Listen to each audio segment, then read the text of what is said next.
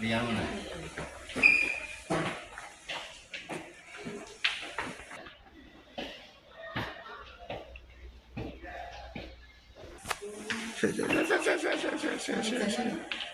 Paling depan ini, Bu. Yang ini pojokan. Good. Bulan takutnya bulan. Masuk aja di sebelah mana? Ini mejanya Bu Levi. Ini mejanya Rapi. Di mana, Bu? Di mana? Mejanya Bu Levi. Oh. Jangan saya. Bantuin dulu. Ini bersama teman-teman bersama teman-teman kan kita ada 5 jurusan, ada jurusan bidang tata negara, ada jurusan dan hukum internasional. Jadi Bu Levi adalah sebagai bagian dari hukum pidana, Bu Dr. Levi. Ini belum kita tapi dari lacinya sini sudah kita buka. Kemarin ada saudaranya, ada kakak kandungnya. Ini kemungkinan ada apa? Ternyata nggak ada apa-apa, cuma berkas-berkas dia mengajar. Dia berkas mengajar, terus dia kan juga sebagai dosen wali. Sebagai dosen wali di sini ada kartu yang harus dibagikan kepada mahasiswa, tapi sudah diambil alih oleh fakultas. Terus di sini ada daftar nilai-nilai yang lain, berkas-berkas lagi. Ada barang yang diambil penyidik juga nggak, Pak? Belum ada penyidik, belum sampai ke sini. Dan kelihatannya tidak ada hal-hal mencurigakan di sini.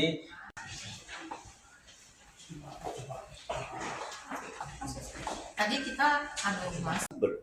Dalam proses pendidikan di lembaga browsing ada materi tentang restorasi justice yang di situ disampaikan. Dr. Levi almarhumah ini termasuk yang disukai mahasiswa. Dosen favorit. Yes. Bisa dijelaskan untuk prestasinya. Kebetulan saya itu pengamat aktivitas Tridharma, teman-teman dosen. Itu sudah di atas 150, 300 untuk yang overall. 330. Orang dosen bisa terekam di Sinta dengan skor 300, itu pasti aktivitas Tridharma. Almarhumah secara utuh saya tidak tahu, namun sering dia cerita sama saya, mungkin dianggap seniornya, dan saya itu akrab sejak sebelum dia itu masuk sebagai dosen. Jadi memang Levi ini betul yang disampaikan oleh Pak Dr. Edi tadi, dia hidup sebatang kara. Jadi dia memang di Semarang itu memang untuk mencari hidup. Kalau dia bilang ke saya seperti itu. Nah, hal-hal yang agak menjurus ke masalah pribadi, dia itu saya tahu 2 kali. Memang dia itu ketika ada acara di fakultas, itu dia memang dijemput seorang laki-laki yang memang dari sepatu, kaos, dan bajunya itu anggota polisi. Itu bersama namanya Pak Juari.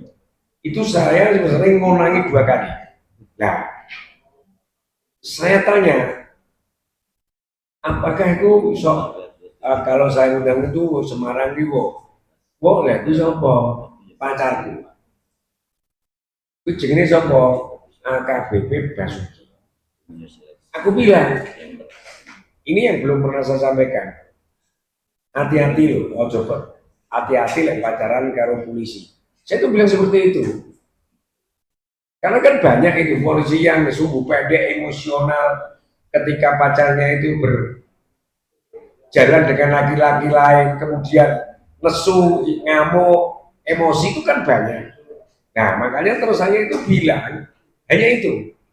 Tapi itu kapan saya jagong di kantin belakang itu, tidak lama itu, hampir seminggu dah. Hati-hati pacaran karo polisi. Wah itu istilah Indo atau apalah, oh dia itu kan selevel anak saya. Nah itu saya bilang itu mas. Jadi saya bilang itu, tapi kok tahu-tahu kok Senin ono berita meninggal lah ini.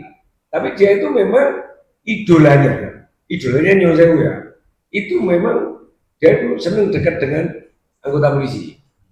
Dan motifnya apa saya tidak tahu, polisi kok dia mesti sana. Karena apa? Dia pernah cerita itu. Ada yang pertama itu juga pacarnya polisi, tapi pedot.